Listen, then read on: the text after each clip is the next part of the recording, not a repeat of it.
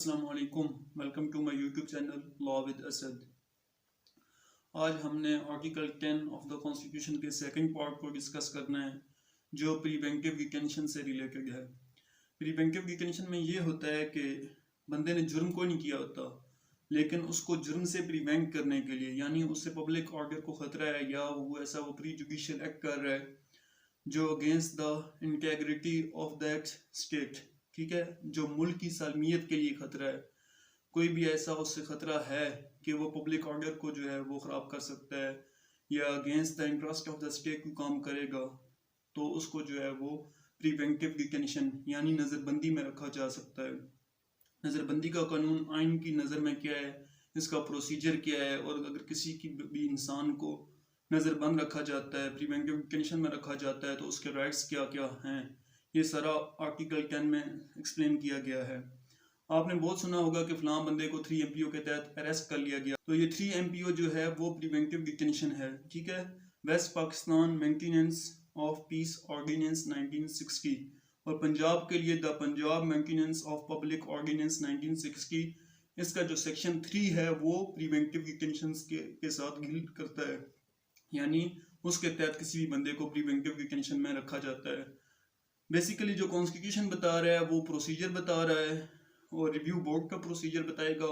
जो हम नेक्स्ट पढ़ेंगे, और उस बंदे के राइट्स, अगर किसी भी इंसान को प्रिवेंटिव डिटेंशन में रखा गया है तो उसके राइट्स क्या हैं और प्रोसीजर क्या है, और कितनी टाइम तक किसी भी इंसान को प्रिवेंटिव डिटेंशन में रखा जा सकता है। ये सारा हम क्लॉज 3 से लेकर क्लॉज 9 तक पढ़ेंगे, जो कॉन्स्टिट्यूशन का आर्टिकल 10 एक्सप्लेन कर रहा है। Clause 3, nothing in clause 1 and 2 shall apply to any person who is arrested or detained under any law providing for preventive detention। Clause 3 ये कहती है, जो हमने क्लॉज 1 और 2 में जो राइट्स पढ़े थे, 24 घंटे के अंदर उसको मजिस्ट्रेट के सामने पेश करना है। क्लॉज 1 में उसको बताया गया था कि रीज़न बतानी है, उसको अपनी मर्जी का वो वकील कर सकता है। तो ये जो सारे राइट्स हैं, ये अगर किसी कोई भी बंदा प्रिवेंटिव डिटेंशन के तहत जो है वो अरेस्ट किया जाता है किसी भी इंसान को, तो उसको जो क्लॉज 1 और 2 में जो राइट्स बताए गए हैं वो उसको हासिल नहीं होंगे। क्लॉज 4 जो है वो ग्राउंड बता रही है कि किन किन ग्राउंड पर आप किसी को भी प्रिवेंटिव डिटेंशन में रखा जा सकता है, वो कौन से ग्राउंड्स होंगे। इसको पढ़ते हैं और इसको एक्सप्लेन करता हूँ मैं। No law providing for preventive detention shall be made except to deal with persons acting in a manner prejudicial to the integrity, security or defense of Pakistan। ठीक है, सबसे पहले वो क्या हो, prejudicial to the integrity, security और defense of Pakistan, यानी पाकिस्तान की जो है वो सालमियत, पाकिस्तान के तहफ़्फ़ुज़ या पाकिस्तान के डिफेंस हिफाजत के खिलाफ जो है वो बंदा प्री जुडिशियल हो, यानी प्री जुडिशियल एक्ट कर रहा हो जो अगेंस्ट द इंटेग्रिटी, सिक्योरिटी और डिफेंस ऑफ पाकिस्तान है। or any part thereof or scandal affairs of Pakistan or public order or the maintenance of supplies or services, and no such law shall authorize the detention of a person for a period exceeding 3 months। यानी वो public order के against काम कर रहा हो, पाकिस्तान के scandal affairs के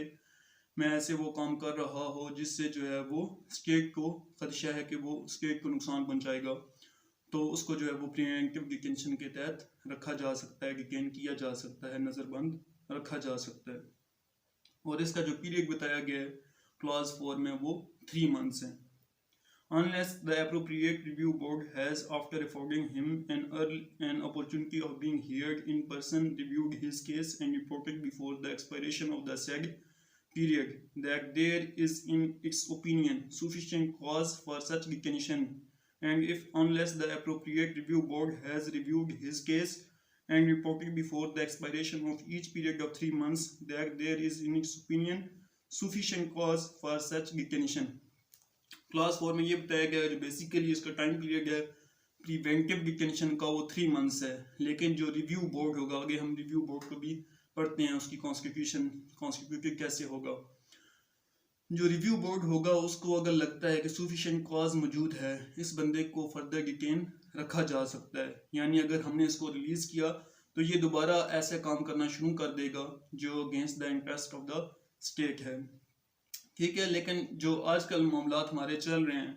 जिस तरह एट प्रेजेंट टाइम जो हुआ है PTI के लोगों के साथ, यानी हर किसी को उन्होंने डिटेन करना शुरू कर दिया था 3 MPO के तहत, तो ये जो हैं वो ये arbitrary powers of the state हैं, यानी ये गलत इस्तेमाल किया गया स्टेट की तरफ से कि हर बंदे को आपने नज़रबंद रखना शुरू कर दिया। लेकिन अगर वो ये सारे एक्ट जो बयान किए हैं बाकी स्टेट की इंटेग्रिटी, सिक्योरिटी और डिफेंस को अगर खतरा है या पब्लिक ऑर्डर उससे डिस्टर्ब हो रहा है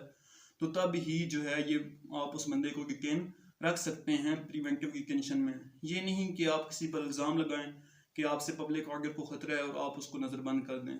वाकई खतरा होना चाहिए जो यहाँ ग्राउंड्स क्लास 4 में बताए गए हैं, यानी इसका आर्बिट्रेरी यूज नहीं होना चाहिए by the state authorities. Explanation 1. In this article the appropriate review board means, यहाँ पर उसने appropriate review board की जो है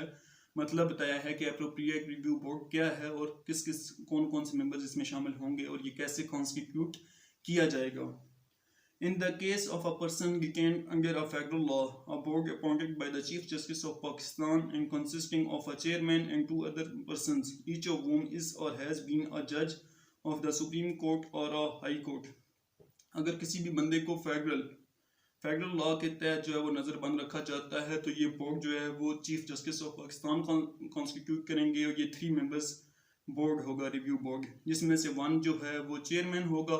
और 2 उसके जो हैं वो अलहदा मेंबर्स होंगे। और इनमें से कोई भी सुप्रीम कोर्ट का जज हाजिर सर्विस भी हो सकता है, हाई कोर्ट का हाजिर सर्विस या रिटायर्ड जजेस ऑफ द सुप्रीम कोर्ट या हाई कोर्ट इसके क्या होते हैं, मेंबर्स बन सकते हैं। Clause 2 paragraph. In the case of a person detained under a provincial law, a board appointed by the Chief Justice of the High Court concerned and consisting of a chairman and 2 other persons, each of whom is or has been a judge of a high court. यानी अगर किसी को provincial law के तहत detain किया जाता है तो वो जो कंसर्न्ड हाई कोर्ट है उस प्रोविंस की उसका जो चीफ जस्टिस है वो ये कॉन्स्टिट्यूट करेगा review board. 3 member review board होगा और उसमें से एक चेयरमैन होगा, 2 मेंबर्स होंगे इसके जो इज और हैज बीन अ जज ऑफ अ हाई कोर्ट, यानी वो हाई कोर्ट के हाजिर सर्विस जजेस भी हो सकते हैं और रिटायर्ड जजेस भी हो सकते हैं, इस बोर्ड का हिस्सा बन सकते हैं। Explanation 2. The opinion of a review board shall be expressed in terms of the views of the majority of its members, यानी जितने भी इसने डिसीजंस लेने हैं वो किसके लेगा, मेजोरिटी के, यानी 2/1। अगर 2 जजेस कहते हैं कि जो 2 मेंबर्स हैं इस बोर्ड के वो कहते हैं कि इस बंदे को हमने रिलीज करना है, फर्दर डिटेन नहीं रखना है, इससे जो है वो अब हमें जो है वो पब्लिक ऑर्डर या इंटेग्रिटी ऑफ द स्टेट को खतरा नहीं है, तो वो जो है वो ऑर्डर प्रिवेल करेगा। यानी जितने भी डिसीजंस इसने लेने हैं बाय मेजोरिटी इसने डिसीजंस करने होंगे। Clause 5. When any person is detained in pursuance of an order made under any law providing for preventive detention, the authority making the order shall within 15 days from such detention communicate to such persons the grounds on which the order has been made and shall afford the earlier opportunity of making a representation against the order. Clause 5 में उसको जो है वो 2 rights दिए गए हैं, यानी within 15 days उस बंदे को जिसको नज़रबंद रखा गया है आपने उसको क्या बताने हैं, ग्राउंड्स बताने हैं। जिस अथॉरिटी ने उसको अरेस्ट किया है उसने क्या बताना होगा, उसको ग्राउंड्स बताने होंगे तुम्हारे अरेस्ट के, यानी तुम इन ग्राउंड्स की बेस पर आपको जो हमने डिटेन किया हुआ है, नज़रबंद रखा हुआ है, और उसको जो है वो राइट टू रिप्रेजेंटेशन, यानी उसको अपनी मर्जी का वकील कर सकता है खुद को रिप्रेजेंट करवाने के लिए। प्रोवाइडेड दैट प्रोवाइजो है provided that the authority making any such order may refuse to disclose facts which such authority considers it to be against the public interest to disclose। Proviso में ये बताया गया है कि अगर वो अथॉरिटी ये समझती है कि अगर इन फैक्ट्स को डिस्क्लोज किया गया तो वो जो है वो पब्लिक इंटरेस्ट के अगेंस्ट जाएंगे, यानी पब्लिक इंटरेस्ट उससे इफेक्ट होगी बैडली, ठीक है, या उसको नेगेटिवली इफेक्ट करेगा, पब्लिक इंटरेस्ट के अगेंस्ट है उन फैक्ट्स को डिस्क्लोज करना, तो वो फैक्ट्स डिस्क्लोज करने से इनकार कर सकती है। यानी वो इस प्रोवाइजो के तहत अगर वो समझती है कि पब्लिक इंटरेस्ट के अगेंस्ट है तो वो फैक्ट्स डिस्क्लोज नहीं करेगी। 6. The authority making the order shall furnish to the appropriate review board all documents relevant to the case unless a certificate signed by the secretary to the government concerned to the fact that it is not in the public interest to furnish any documents is produced। Clause 6 में ये बताया गया है जो authority ने उस बंदे को डिटेंशन के ऑर्डर्स किए हैं उसने जितने भी केस से रिलेटेड डॉक्यूमेंट्स हैं उसको उसने क्या करना होगा, रिव्यू बोर्ड के सामने रखने होंगे। यानी ये डॉक्यूमेंट्स थे, डॉक्यूमेंटेशन, जितना भी डॉक्यूमेंट्री एविडेंस है उसने क्या करने होंगे, रिव्यू बोर्ड को देने होंगे, उनके सामने रखने होंगे। और अगर वो समझते हैं कि ये जो हमारे कुछ डॉक्यूमेंट्स हैं ये प्रिविलेज डॉक्यूमेंट्स हैं, हम इनको डिस्क्लोज नहीं कर सकते, तो वो सेक्रेटरी ऑफ द स्टेट के साइन के साथ जो है वो एप्लीकेशन देंगे वहाँ पर जो रिव्यू बोर्ड है कि हमें इससे जो है वो स्टेशनरी एक्सेप्शन दी जाए कि हम ये डॉक्यूमेंट जो है वो पेश नहीं करेंगे। 7 with in a period of 24 months. अच्छा, 7 क्लॉज आसान सी आप खुद पढ़ लीजिएगा, इसमें 24 मंथ्स का टाइम पीरियड बताया गया है टोटल। ठीक है, उन्होंने कहा है कि 24 मंथ्स के दौरान, during 24 months, with in the period of 24 months, आप किसी भी इंसान को डिटेन रखेंगे, नज़रबंद रखेंगे 1 मंथ्स के लिए अगर वो रिएक्ट कर रहा है prejudicial to public order. यानी कोई भी बंदा prejudicial to public order अगर एक्ट कर रहा है, उसकी activities against the public order हैं, तो उसको जो है वो आप 1 मंथ्स के लिए विद इन 24 मंथ्स, यानी टोटल जो 24 मंथ्स हैं उनमें से आप उसको 1 मंथ्स के लिए जो है वो नज़रबंद रख सकते हैं। और अगर कोई दूसरा वो काम कर रहा है, जो हमने क्लास 4 में जितने भी ग्राउंड्स देखे थे, against the interest of the state, basically अगर वो काम कर रहा है तो उसको 24 मंथ्स के पीरियड के दौरान आप 12 मंथ्स के लिए उसको डिटेन रख सकते हैं। यानी जो 24 माह का टाइम पीरियड है, यानी 2 साल का, उसमें उस बंदे को 1 साल के लिए आप नज़रबंद मैक्सिमम रख सकते हैं, इससे ज़्यादा नहीं रख सकते। Provide that this clause shall not apply to any person who is employed by. अच्छा, प्रोवाइजो में ये बताया गया है कि कोई भी बंदा अगर एनिमी एलियन है, ठीक है, वो दुश्मन का एजेंट है, ठीक है, वो दुश्मन स्टेट से बिलोंग करता है और उनके लिए काम कर रहा है, तो उस पे ये जो जितने भी हैं ये पीरियड जो है 24 मंथ्स में 8 मंथ्स और 12 मंथ्स वाला ये अप्लाई नहीं होगा। Clause 8, the appropriate review board shall determine the place of detention of the person detained and affix a reasonable subsistence allowance for his family। यानी जो अप्रोप्रिएट रिव्यू बोर्ड है उसने क्या करना है, उस जगह का तयन भी करना है जहाँ पर इस बंदे को नज़रबंद रखा जाएगा। ठीक है, यानी वो जगह खास उसको पता होगी, रिव्यू बोर्ड ही डिसीजन करेगा कि फ़लाँ बंदे को आपने फ़लाँ जगह पर डिटेन रखना है, नज़रबंद रखना है। और जो उसकी फैमिली है उसके लिए आप गवर्नमेंट की तरफ से, स्टेट की तरफ से जो क्या होगा, रीजनेबल सब्सिस्टेंस, यानी माली तौर पर उस फैमिली की मदद की जाएगी जिस फैमिली का कोई फर्द जो है वो डिटेन है, यानी उसको माली तौर पर जो है वो एकोमोडेट किया जाएगा by the state authorities. Nothing in this article shall apply to any person who for the time being is an enemy alien। यानी कोई भी अगर बंदा जो दुश्मन मुल्क से है, वो दुश्मन के बिहाफ पर दुश्मन मुल्क का एजेंट है